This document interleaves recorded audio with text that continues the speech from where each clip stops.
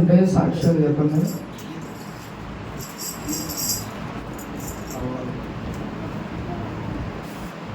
సాక్ష్యాలు ఉంటే సాక్ష్యాలు చెప్పండి. లేని ఎలా వాక్యంలోకి వెళ్దాం.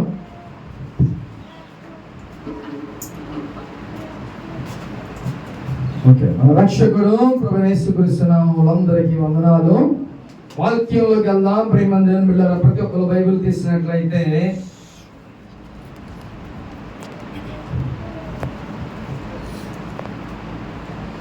ఫిలిప్పీయులకు రాసిన పత్రిక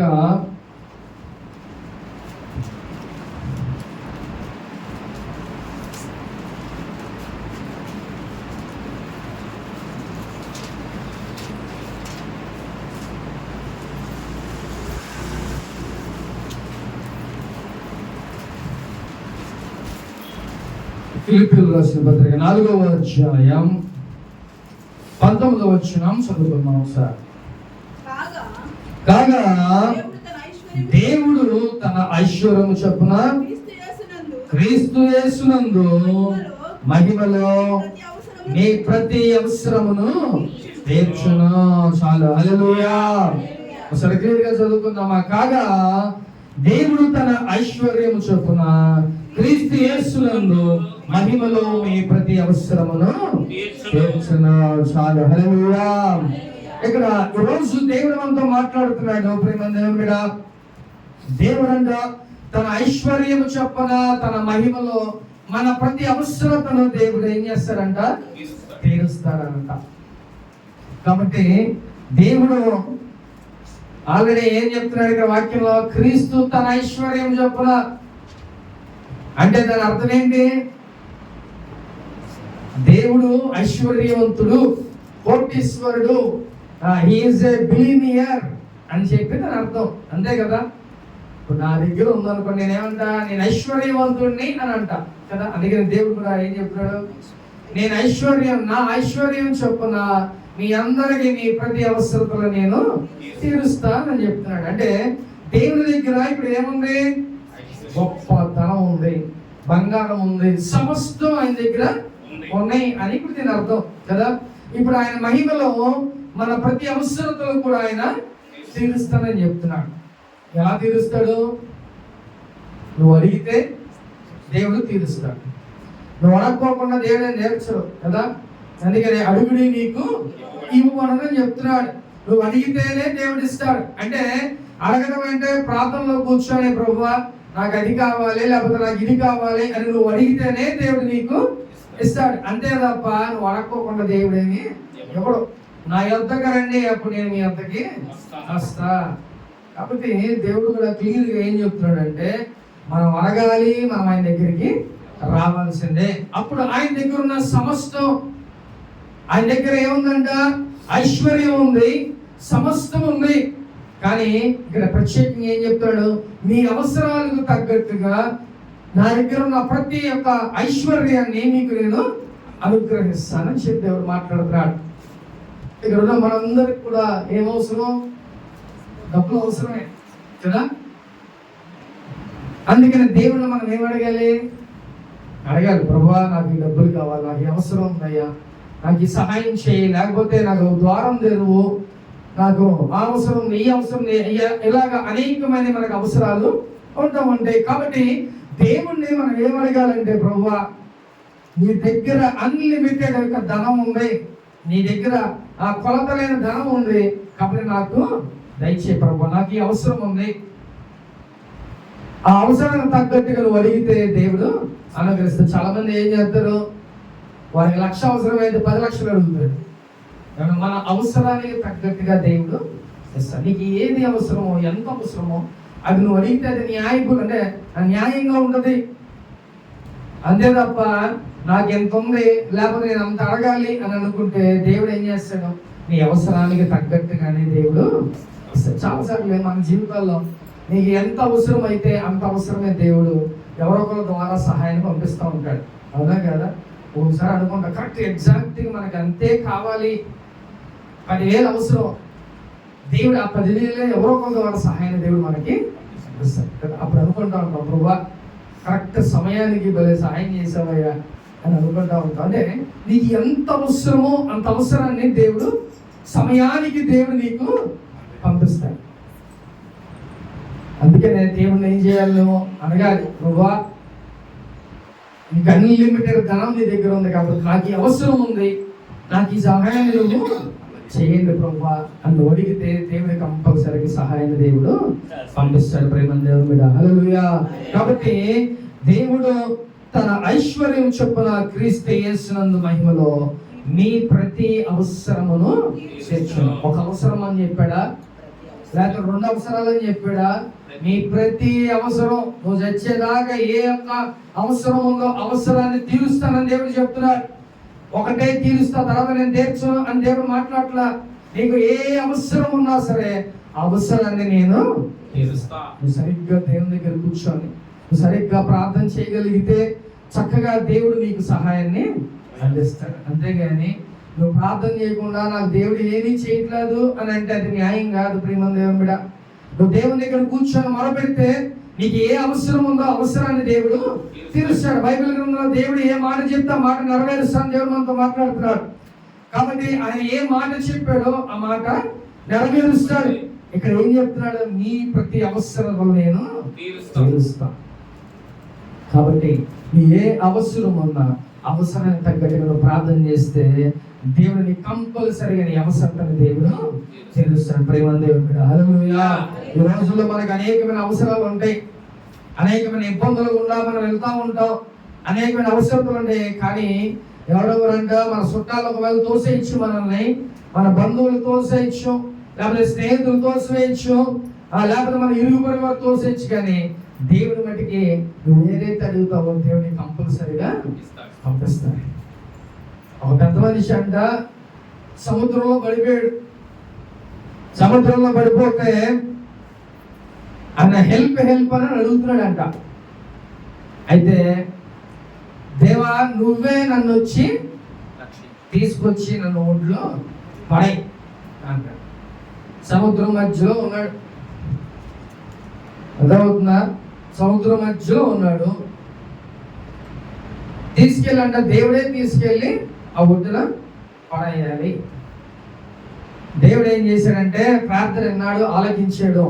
ఆలకించి ఏం చేశాడంటే హెలికాప్టర్ వెళ్తుంది మిలిటరీ వాళ్ళది. ఒక మిలిటరీ ఆయన చూసి గబగబా నిచ్చిన కిందకి వేసి ఆయన రారాబాబు అని చెప్పి చేయి పట్టుకొని లాగుతుంటే నా దేవుడు నన్ను కాపాడుతాడు, నువ్వు వెళ్ళిపో అన్నాడు. వాళ్ళు వెళ్ళిపోయారు.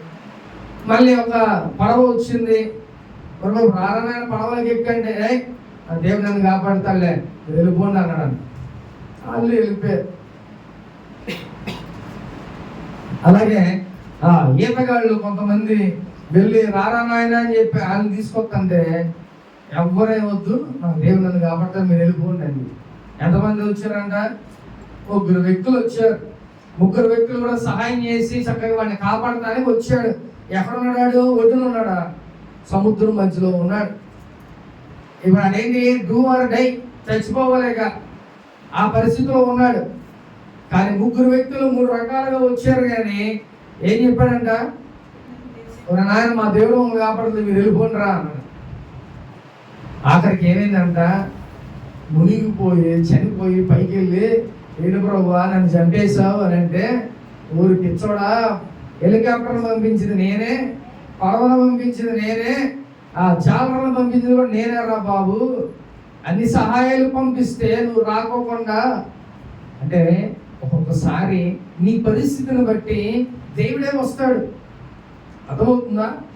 యేసయ్య స్వయంగా ఆయనే వస్తాడు. ఏది ఇంపార్టెంట్ అనుకుంటేనే. అర్థమవుతుందా? నీకు అసలు ఇక అది అవసరం, ఆయనే వచ్చి చెయ్యాలి అని అంటే కంపల్సరీ ఆయనే వస్తాడు.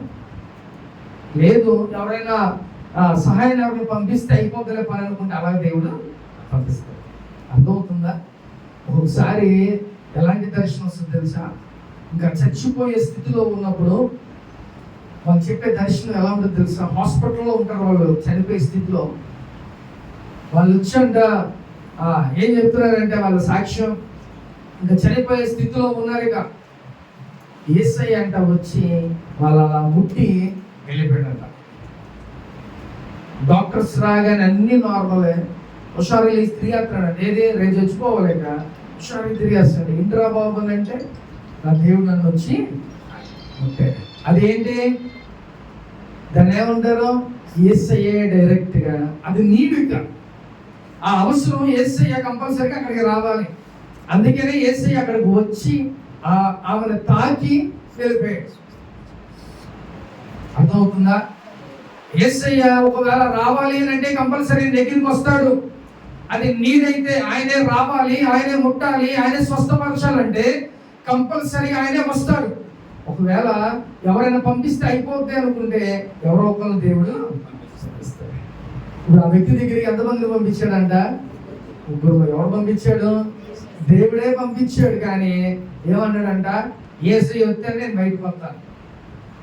కానీ దేవుడు ముగ్గురిని పంపించాడు సహాయం. ఒకళ్ళ కాదు, ఇద్దరు, ముగ్గురిని పంపించాడు. కానీ ఏమైందంటే ఆఖరికి దేవుడు మనల్ని కూడా చక్కగా అప్పుడప్పుడు అనేక మంది మనకి సహాయాన్ని వస్తూ ఉంటారు. అంటే మనం కూడా ఏమనుకుంటాం, కరెక్ట్గా సమయానికి మనం అడగగానే తెచ్చి ఇచ్చేస్తారు బాబు. వాళ్ళు ఎవరు అసలు, కానీ అలాంటి వాళ్ళు తెచ్చి ఇచ్చేస్తారు. ఈసారి ఒక ఇంట్లో కావిడి కూడా అదే మాట చెప్పింది. ఇంట్లో పెళ్ళంట, మనం ప్రార్థన చేసి వస్తాయి అని చెప్పాను. అయితే ఇక అది నిక్కా మూమెంట్, ఇక 2 రోజులే టెన్షన్ పడిపోతాను, నాకు చేస్తాను, నేనేం చేయను. అమ్మా దేవుడు చూపించాడు, కంపల్సరీ జరిగింది. కంగారు ప్రమాకంటే అసలు ఆమె ఎవ్వరికి ఇవ్వదంట, పిల్లికి భిక్షం కూడా పెట్టదంట. అలాంటి వ్యక్తి గబగబా తీసుకొచ్చి 1,00,000 రూపాయలు ఇచ్చింద. అంటే దేవుడు ఆయన అసాధ్యమైంది ఏది లేదు, ఆయన ఏదైనా చేయగలడు. ఎలాగైనా సరే ఆయన సహాయం మనకి పంపిస్తాడు. ప్రేమ దేవుడు. హల్లెలూయా. నీ జీవితాలు, నా జీవితంలో కూడా అనేకమైన కార్యాలు దేవుడు అలాగే చేశాడు. ఇక మనకి అది అవ్వదు, ఎవడో మనకి సహాయం చేయడానికి అనుకుంటా ఉంటాం, కానీ ఆ అవసరత ఎలా వల్ల దేవుడు మనకి సహాయాన్ని పంపిస్తూ ఉంటాడు. ప్రేమ దేవుడా. అందుకనే నువ్వు దేవుడిని ఏమడగలవు, ప్రభువా నాకు ఈ సహాయం కావాలి, నాకు సహాయం పంపించు ప్రభువా. తన ఐశ్వర్యం చెప్పన ఆయన ధన నిధి ఆయన దగ్గర ఉంది, నీకు ఎంత కావాలో అంత దేవుడు నీకు ప్రొవైడ్ చేస్తాడు. అది ఎప్పుడు వరకంట, నన్ను ఒక్కసారి అడగనని దేవుడు చెప్తున్నాడా, లేకపోతే 2 సార్లు అంటున్నాడా? నీ ప్రతి అవసరతలో నీకు ఎప్పుడు అవసరం ఉన్నా చక్కగా హ్యాపీగా నువ్వు దేవుణ్ణి అడగచ్చు. ఒకసారి ఎలా ఉంటుందంటే అందరూ అడిగేసి ఉంటాం, ఇక వాళ్ళని అడిగినా కూడా ఎవరు, అర్థమవుతుందా? ఇవాళ అడిగినా కూడా ఇచ్చే పరిస్థితులు ఉండదు. అప్పుడు నువ్వు ఎవరిని అడగాలి? నీకు ప్రతిసారి నువ్వు ఎప్పుడు అవసరమైనా నేను ఇస్తానని దేవుడు మాట్లాడుతున్నాడు కదా. ఎప్పుడైనా సరే ఎన్ని అవసరాలైనా నా దేవుడు హ్యాపీగా అడగచ్చు. దేవుడు ఎలాగ ఎటు నుంచైనా దేవుడు సహాయాన్ని పంపిస్తాడు. ప్రేమ ఆ నమ్మకం, ఆ విశ్వాసం నీకుంటే మనుషుల వైపు నువ్వు చూడవు, దేవుని వైపు చూస్తావు. దేవుడు ఎటో గడి నుంచి నీకు దేవుడు సహాయం, నడి సముద్రం ఉన్న వాడికే సహాయాన్ని పంపించాడండి. నువ్వు ఒక సమాజంలో ఆ మనుషుల దగ్గర నువ్వు ఉంటున్నావు కాబట్టి దేవుడు ఎవరో ఒకరి ద్వారా నుంచి దేవుడి సహాయాన్ని పంపిస్తాడు. ప్రేమ దేవుడు. హల్లెలూయా. కాబట్టి ఆయన మహిమలో నీ ప్రతి అవసరతని దేవుడు తీరుస్తానని చెప్పి దేవుడు మాట్లాడుతున్నాడు. కాబట్టి దేవుడిని అడుగు, దేవుడు కంపల్సరీగా నీ అవసరతని తీరుస్తాడు. ప్రేమ దేవుడు. చూద్దాం హెబ్రీయులకు రాసిన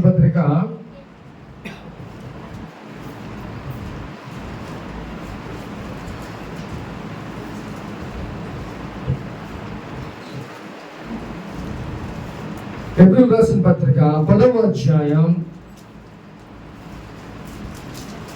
32వ వచనం చూద్దాం.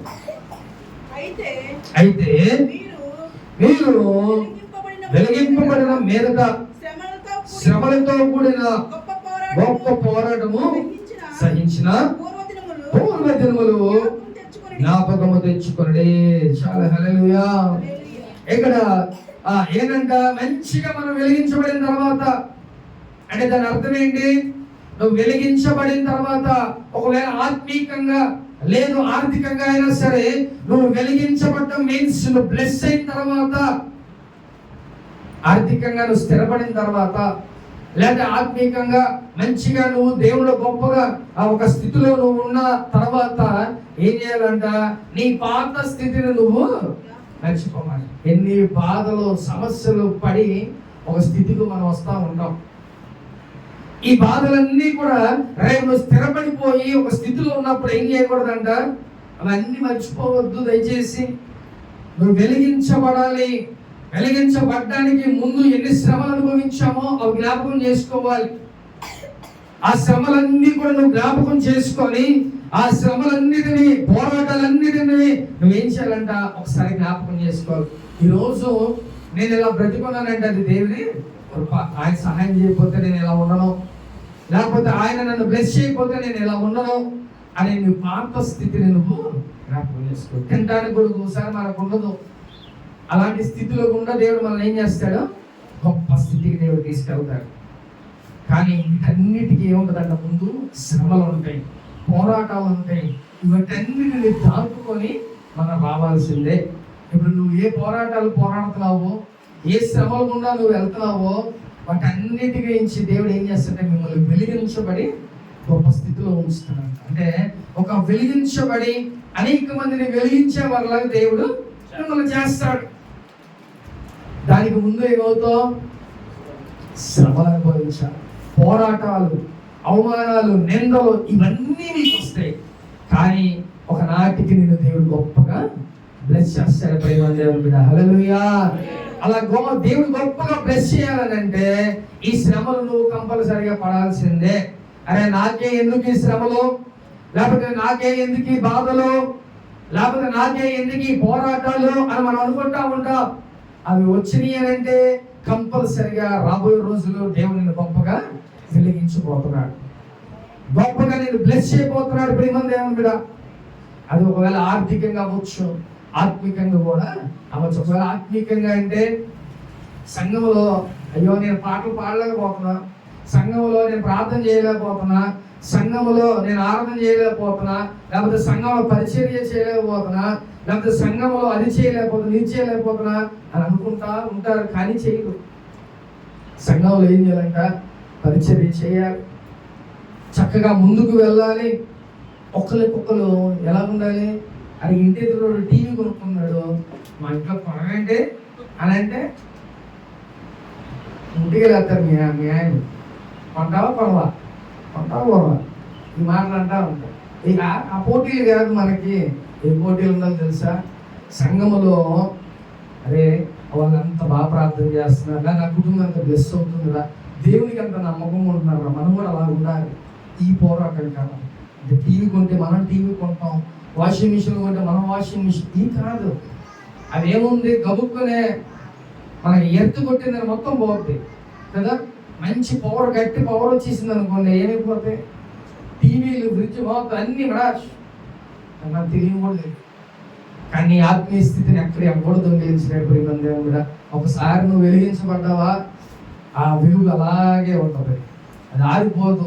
దేవుడు ఎప్పుడు నేను వెలిగిస్తానే ఉంటాడు. ఆ పోరాటం అంతేగాని ఓ పాట పాడతా చాలు, ఆ పాట పాడితే చాలు, అబ్బా నేను పెద్ద తోపు అని అనుకోమాకండి. పాటల నుంచి ఆరాధన నుంచి కీర్తనలు చెప్పేలాగా, ఆ సంఘములో నువ్వు దర్శనాలు చూసేలాగా, దర్శనాలు చెప్పేలాగా, లేకపోతే నీ ద్వారా కొంచెం ఉపయోగపడేలాగా సంఘానికి నువ్వు ఉండాలి. అంతే తప్ప మనం ఈ లోకపరమైన పోటీలు మనకు కాదు, ఆత్మీయంగా పోటీ పడండి. అరే వాడు అలా ప్రార్థన చేస్తున్నాడు, నేను ఇంకా బలంగా ప్రార్థన చేయాలి. వాడు వచ్చి చేపలు వేస్తున్నాడు, నేను కనీసం మొత్తం ఓడవాలి. ఈ పోటీలు ఉండాలండి. సేవకుని అవ్వకముందు అయితే అందరికన్నా ముందు వెళ్ళిపోవు, గబగబా ముందు వెళ్ళిపోయి మొత్తం ఊడ్చేసి చీరలు అన్నీ వేసేసి మొత్తం తడిగుద్దు మొత్తం అన్నీ ఇచ్చేసావు. అంటే వేరే వాళ్ళు వస్తే ఇంకా వాళ్ళకి బ్లెస్సింగ్ వెళ్ళిద్దామోనని గబగబా మేమే ముందుగానే తెల్లారే వచ్చేసేవాళ్ళం. అప్పుడు కొంతమంది ఊడుతూ ఉంటారు. ఆ పోటీ ఉండాలి. ఊడితే నాకేం వచ్చింది, లేకపోతే చీరలు వేస్తే నాకేం వచ్చింది అంటే రాజ్యాన్ని, దేవుని రాజ్యాన్ని మనం కడతాం. అర్థమవుతుందా? నువ్వు చీరలు వేసావనుకో దేవుని రాజ్యాన్ని నువ్వు సిద్ధపరుస్తున్నావు. ఆ సిద్ధపడి అంటే ఒక ప్రార్థన కూడికి నువ్వు సిద్ధపరుస్తున్నావు, దేవునికి ఒక సపోర్ట్గా ఉన్నావు. పౌలుకి బర్నబా ఏం చేశాడంట, పౌలు అలా వస్తున్నాడు ప్రార్థనకని అంటే మొత్తం అన్ని జనాలతో సహా అందరిని అక్కడ సిద్ధపరిచేసి ఉంచేవాడు. అంటే ఒక బాధ్యతగా బర్నబాని దేవుడు ఆయనకి ఉంచాడు. అలాగా ఏం చేయాలంట, ప్రతి ఒక్కరికి ఒక బాధ్యత ఉండాలి సంఘంలో. ఒకళ్ళే చేయటం, లేకపోతే ఒక ఇద్దరు చేయటం, ముగ్గురు చేయటం కాదు. ప్రతి ఒక్కరికి కూడా వాళ్ళ బాధ్యత దేవుని పని చేయటం. మన పనులు మనం చేసుకుంటున్నాం కదా, దేవుని పని కూడా చాలా చాలా ఇంపార్టెంట్. ప్రేమ దేవుని కూడా చక్కగా ముందుగానే మనం వచ్చి అన్ని చక్కగా చేసి చక్కగా వేసి మంచిగా చిన్న ప్రార్థన చేసుకొని వెళ్ళి మళ్ళీ స్నానం చేసి రావాలి. ఇది పద్ధతులు. కాబట్టి ఆత్మీయంగా మొట్టమొదటిగా ఆత్మీయంగా ఎలాగా వెలిగించబడాలి మనం. ఒకళ్ళు చూస్తే అరే వాడు ఏమో పాడతాడు, నేను ఇంకా బాగా పాడాలి, మంచిగా ప్రిపేర్ అవ్వాలి అని నువ్వు మంచిగా ప్రిపేర్ అయ్యి మంచి పాటలు పాడాలి. లేకపోతే మంచి ప్రార్థన చేస్తున్నాడు, నేను కూడా ఇంకా బాగా ప్రేయర్ చేయాలి గంటలు అని ఆ యొక్క కాంపిటేటివ్గా మీరు ఉండాలి. అంతేగాని మనం ఆ టీవీ కొనడాడు, నేను కూడా టీవీ కొనుక్కోవాలి, లేదా బైక్ కొన నేను బైక్ కొనాలి, ఇలాంటివి కాదు. ఇవన్నీ శాశ్వతమైనవి కావు. నువ్వు దేవుడు వెలిగించబడితే ఏం చెప్తున్నాడు దేవుడు? మొట్టమొదటిగా నా నీతిని, నా రాజ్యాన్ని వెతకండి, మిగతావన్నీ ఏం చేస్తాయంట మన వెనక పంపుతుంది. అప్పుడు ఏం చేయాలి? దేవుని నీతిని, రాజ్యాన్ని నువ్వు వెతకాలి. ప్రేమ దేవుడు కూడా మరి నువ్వు ఏం వెతుకుతున్నావు ఈరోజు? నువ్వు శ్రమలు అనుభవిస్తున్నావంటే ఇప్పుడు గుర్తుపెట్టుకో, దేవుడు గొప్పగా నేను ఆశీర్వదించబోతున్నాడని అర్థం. నేను నలిగిపోతున్నా, శ్రమలు అనుభవిస్తున్నా, ఇవి తట్టుకోలేకపోతున్నా అని నువ్వు అనుకుంటున్నావేమో, వీటి నుంచి దేవుడు నీకు గుణపాఠాలు నేర్పిస్తున్నాడు. అరే నేను పక్కనోడికి ఒక 10,000 ఇచ్చా, ఏంట్రా నాకు అవసరమైతే అది కనీసం ఇవ్వకూడదు. ఇలాంటి మాటలు మనం అనేకమైన అనుకుంటా ఉంటాం. ఎవరు కూడా మనకి సహాయం చేయకపోయినా, మనల్ని ఎప్పుడు విడిచిపెట్టేసినా నా యేసే మటుకు మనల్ని విడిచిపెట్టేవాడు కాదు. ప్రియమైన దేవుని బిడ్డ, హల్లెలూయా. కాబట్టి ఇప్పుడున్న శ్రమలు, ఇప్పుడున్న పోరాటాలు ఇవన్నీ కూడా శాశ్వతమైన ఏం కావు. అవి వస్తా ఉంటే వెళ్ళిపోతాయి. కానీ ఆ శ్రమలు ఎప్పుడైతే వచ్చినాయో నువ్వు వెలిగించబడ్డానికే ఆ శ్రమలు, ఈ పోరాటాలన్నీ నువ్వు వెలిగించబడ్డానికే, ఆశీర్వదించబడ్డానికే ఈ శ్రమలన్నీ. కాబట్టి ఈ శ్రమలు వస్తే నువ్వు భయపడ మాకు, ఈ పోరాటాల వల్ల నువ్వేం కృంగిపో మాకు. ప్రేమన్ దేవుని బిడ్డ, దేవుడు చక్కగా నిన్ను బ్లెస్ చేసే రోజులు ముందుకి రాబోతున్నాయి. ప్రేమన్ దేవుని బిడ్డ, హల్లెలూయా. ఎవరైతే నిన్ను తునీకరిస్తున్నారో, ఎవరైతే నేను ఎందుకు పనికిరావు అనుకుంటున్నారో, మన బంధువులు కూడా చాలా మంది అనుకుంటా ఉంటారు మనం ఎందుకు పనికిరామేమో అని. కానీ ప్రేమన్ దేవుని బిడ్డ, దేవుడు ఒక రాటికి మనల్ని నిలబెడతాడు. ఎక్కడ పడిపోయావో అక్కడే మళ్ళీ మనల్ని నిలబడతా. ఆ యొక్క ఆ దమ్ము ధైర్యం మన దేవుడు ఒక్కడికే ఉంది. నువ్వు నిలబడాలని అంటే ఖచ్చితంగా నా యేసయ్య ఒక్కడికే సాక్ష్యం. ప్రేమ దేవుని బిడ్డ, హల్లెలూయా. కాబట్టి ఈ శ్రమను చూసి నువ్వు కృంగిపో మాకు, ఈ బాధను చూసి నువ్వు కృంగిపో మాకు. ఎలా ఉంటుందంట, నువ్వు వెలిగించబడతావు. నువ్వు వెలిగించబడిన తర్వాత అప్పుడు నువ్వు ఒకసారి బ్యాక్ చూసుకుంటే అది ఎన్ని శ్రమలు అనుభవించావు, ఎన్ని పోరాటాలు అనుభవించావు. ఒకసారి అవి తట్టుకోలేక ఒకళ్ళ కూర్చొని ఏడుస్తూ ఉంటాం. అవి తట్టుకోలేక చాలా మంది అరే చచ్చిపోతే బాగుండు అనుకుంటాం. ఇలాంటి పరిస్థితులు ఉంటాయి. కానీ ఆ పరిస్థితులు మనకు వచ్చిన సంతోషమే. ప్రభువా నువ్వు మాకున్నావు చాలు.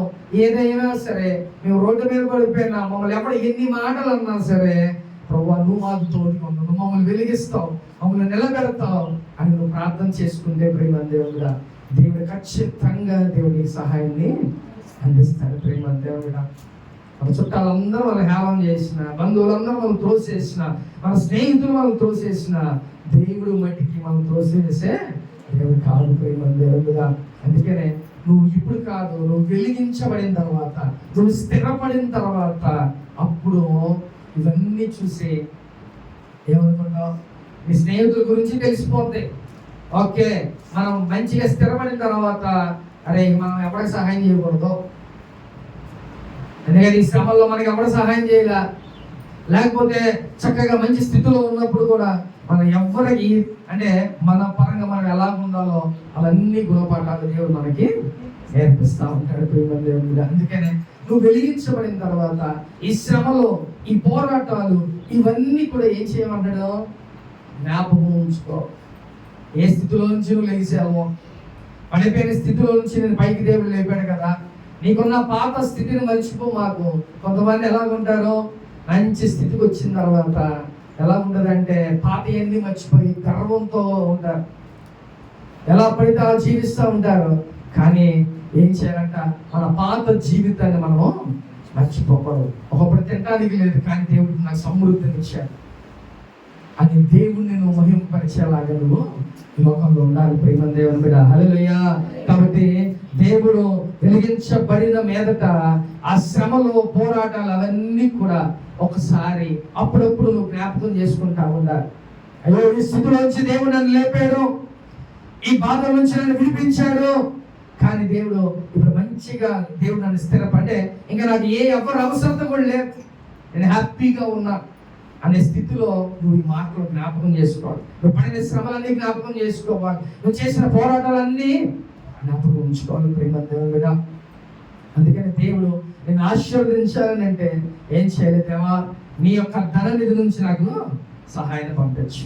ఏలియాకి ఏం చేశాడంటే దేవుడు కాకులం ద్వారా ఆహారాన్ని పంపించాడు. కానీ ఎంత గొప్ప విచిత్రంగా ఉంటుందండి కదా. ఒకసారి అనుకుంటే నిజంగా జరిగిందా అని అనుకోవచ్చు. 9 నెలల పాటు ఏలియాకి ఆహారాన్ని పంపించాడు. ఎవరితో? మనిషితో కాదు, కాకితో పంపించాడు. చక్కగా ఒక రొట్టి, ఒక మాంసం ముద్ద డైలీ పొద్దున సాయంత్రం. ఇది ఎట్టుందంటే పనిలో ఉన్నవాడికి రోజు మనం క్యారెట్ తీసుకెళ్ళి వస్తాం చూసారా, ఆ రకంగా ఏలియాకి ఏం చేశాడు, కాకిని పెట్టాడు. సపరేట్గా నా సేవకుడికి నువ్వు ఆహారం తీసుకెళ్ళి. మరి ఆహారం అక్కడి నుంచి వచ్చింది, ఎక్కడి నుంచి తెస్తుంది? అసలు గొప్ప అంటే దేవుడు ఏదైనా చేయగలడు అన్న దానికి అది రుజువు. 9 నెలల పాటు చక్కగా ఒక రొట్టె, ఒక మాంసం ముద్ద, నీళ్లు తాగడానికి కెరూతు వాగు అక్కడే ఉంది, చక్కగా సమృద్ధిగా వాటర్ తాగుతాడు. ఆ రొట్టె, ఆ యొక్క మాంసం ముద్ద తింటున్నాడు, నీళ్లు తాగుతున్నాడు. మళ్ళీ సాయంత్రానికి ఆయన కడుపులో బెల్లు మొగ్గగానే వెంటనే అది తెచ్చేస్తుంది, తింటున్నాడు, వాటర్ తాగుతున్నాడు. ఎన్ని నెలలు అంట? 9 నెలలు. మనం ఏదో చక్కగా ఒకటి ఎవరికో క్యారేజ్ ఇచ్చొస్తున్నట్టే అది డ్యూటీ చేసి, దేవుడు చెప్పితే కంపల్సరీగా వినాల్సిందే. అది ఎవరైనా పశువులు అవ్వచ్చు, పక్షులు అవ్వచ్చు, మనుషులైన మనమైనా సరే దేవుని మాట వినాల్సిందే. ప్రేమ దేవుని కూడా ఈ మాటకి దేవుడు నిజంగా ఏదైనా చేయగలడు, ఆయన సమర్థుడు అనడానికి నిజంగా ఒక కాకిని దేవుడు వాడుకున్నాడు. ఎంత గొప్ప విషయం. కాబట్టి నీ జీవితంలో కూడా దేవుడు ఏదైనా చేయగలడు. నువ్వు దేనికి కూడా కృంగిపోవద్దు. ఈ శ్రమలో ఓకే ఇవి ఉన్నాయా, రాని ప్రభా, ఎన్ని బాధలైనా మేము పడతాం, నువ్వు ఒక నాటికి నన్ను నిలబెడతావు అని నువ్వు ధైర్యంగా నువ్వు ఉండాలి. అందుకనే దేవుడు ఈరోజు మనతో మాట్లాడుతున్నాడు. ప్రేమ దేవుడా, నీ శ్రమలు, నీ పోరాటాలు ఇవన్నీ నిన్ను వెలిగించడానికే. నువ్వు వెలిగించబడిన తర్వాత, నువ్వు ఆశీర్వదించబడిన తర్వాత ఆ శ్రమలు, ఆ బాధలు, ఆ పోరాటాలన్నీ మర్చిపోవద్దు ఏది కూడా. దేవుడు నన్ను బ్లెస్ చేశాడు, చక్కగా మంచి స్థితిలో నేను ఉన్నానని హ్యాపీగా దేవుని యందు భయభక్తులు కలిగి జీవించాలి. ప్రేమ దేవుడా, అందుకనే ఏమంటాడు దేవుడు, అయితే మీరు వెలిగించబడిన మీదట శ్రమలతో కూడిన గొప్ప పోరాటము సహించిన పూర్వ దినాలు జ్ఞాపకమును చేసుకోండి. అవన్నీ మర్చిపోకూడదంట. మనం పడిన శ్రమలన్నీ మర్చిపోతారు చాలా మంది. అవన్నీ మర్చిపోకుండా నువ్వు జ్ఞాపకం చేసుకొని ఉండాలి. ప్రేమ దేవుని మీద అయితే చూద్దాము. 31వ వచనం కూడా, జీవము గల దేవుని చేతిలో పడుట. కాబట్టి ప్రేమ దేవుని మీద ఏంటంట, జీవము గల దేవుని చేతిలో పడుట బహు భయంకరం. అర్థమవుతుందా? మనం ఎవరి చేతిలో పడినా తప్పించుకోవచ్చు. అసలు మనం రక్షించే వాడి చేతిలోనే పడితే ఇంక మనం రక్షించేవాడు ఎవడు ఉన్నాడు? ఏమంటే మనుషులు మనల్ని ఎవరైనా తరుగుతున్నారు అనుకో, మనుషులే ఎవరొకరు సహాయం చేస్తారు మనల్ని కాపాడతాకి. లేదు, సాతాను గారి చేతిలో ఒకవేళ మనం ఇరుక్కుపోయామనుకో, ఎవరు కాపాడతారు? దేవుడు కాపాడతాడు. అలాంటిది దేవుడి చేతిలోనే మనం పడితే ఇంకా మనల్ని కాపాడేవాడు ఎవడండి? అందుకనే కంపల్సరిగా దేవునికి మనం భయపడాలి. దేవుని యొక్క విషయంలో, ప్రతి విషయంలో మనం భయపడుతూ మెలుగు కలిగి చక్కగా దేవునిలో మనం ముందుకు. అందుకనే దేవుని చేతిలో ఒకవేళ పడితే ఒక భయంకరం. ఒకసారి చూస్తాడు దేవుడు, మనం కోలుకోలేని పరిస్థితిలో వెళ్ళిపోతాం. అందుకనే మనం ఏం చేయాలంట, దేవుని విషయంలో మనం చాలా జాగ్రత్తగా మెలుగు కలిగి మంచిగా దేవునికి ఒక ఉపయోగపడే పాత్రగా మనం ఈ లోకంలో ఉండాలి. ప్రేమ దేవుడు, ఒకవేళ అలా ఉన్నాం అనుకో, దేవుడు నిన్ను బ్లెస్ చేస్తాడు, నీ శ్రమల నుంచి నేను విడిపిస్తాడు, చక్కగా గొప్పగా దేవుడు నేను చేస్తాడు.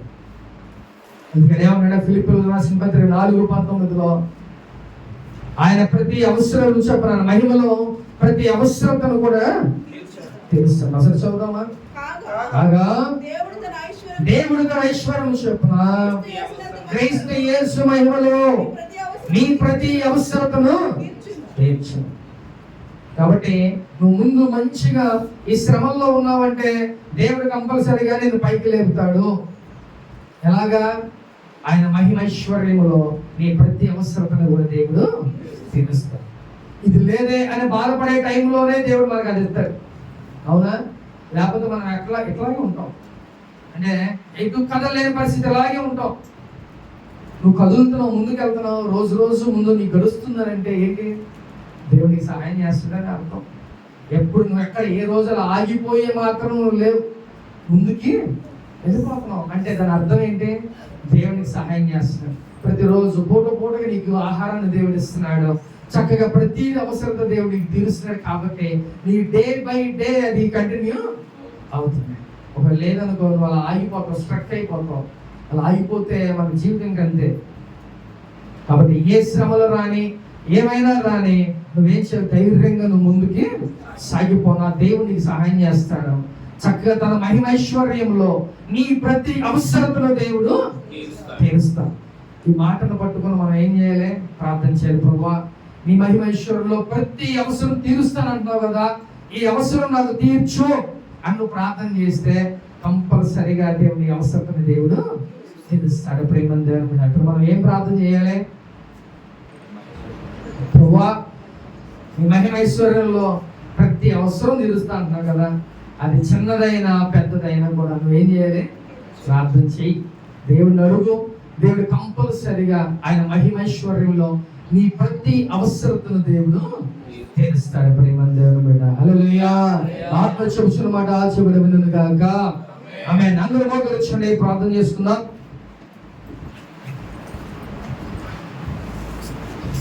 అందరూ మోకరించా.